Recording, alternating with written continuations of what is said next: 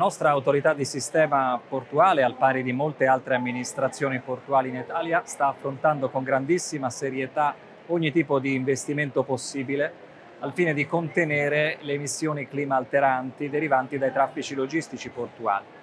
Abbiamo investito già oltre 52 milioni di euro per la elettrificazione delle banchine portuali più vicine alle città, quindi più vicine all'abitato di Savona, più vicine all'abitato di Genova. Sono le banchine destinate ad accogliere navi da crociera, saranno elettrificate integralmente entro il maggio del 2026, consentendo la possibilità di spengere i generatori diesel di bordo durante tutta la fase di permanenza a banchina di queste unità navali. L'impatto ambientale sarà drasticamente ridotto sia in termini di emissioni di particolato PM2,5 e PM10 fino al 95%, ma anche in termini di emissioni acustiche. Lo spengimento dei motori di bordo ci consentirà di avere un impatto acustico assolutamente annullato. Stiamo lavorando anche con un'impresa genovese, con un'eccellenza genovese, per ottimizzare il modello di combustione dei carburanti alternativi sui quali stiamo altrettanto investendo. Abbiamo rilasciato una concessione demaniale per il primo deposito di gas naturale liquefatto nel porto di Savona. Questo consentirà di poter rifornire le navi che utilizzano questo tipo di combustibile a minor impatto rispetto al bunker ordinario già a partire dal prossimo mese di dicembre.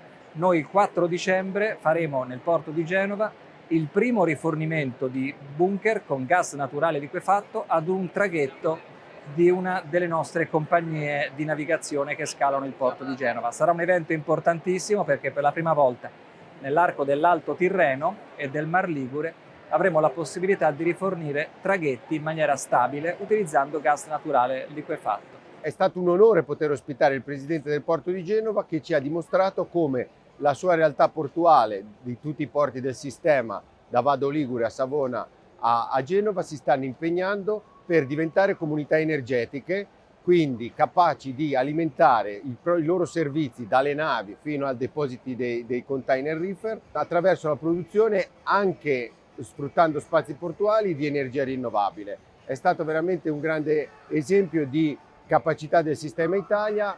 Poi ovviamente ha citato anche le grandi capacità di intermodalità del porto di Genova. Insomma, un po' la missione del governo italiano è quella di utilizzare i matrici di successo del sistema Italia, che per la sua orografia è portato a risolvere problemi complessi, nella cooperazione internazionale. Noi vogliamo, con questo strumento studiato insieme a UNEP e OCSE, provare a lavorare sempre di più con le infrastrutture, in particolare nell'Africa e perché no nel settore portuale, che potrà essere anche volano per gli operatori italiani per favorire l'interscambio commerciale Italia-Africa, o comunque svolgere la funzione dell'Italia di gateway anche portuale e intermodale per l'accesso all'Europa.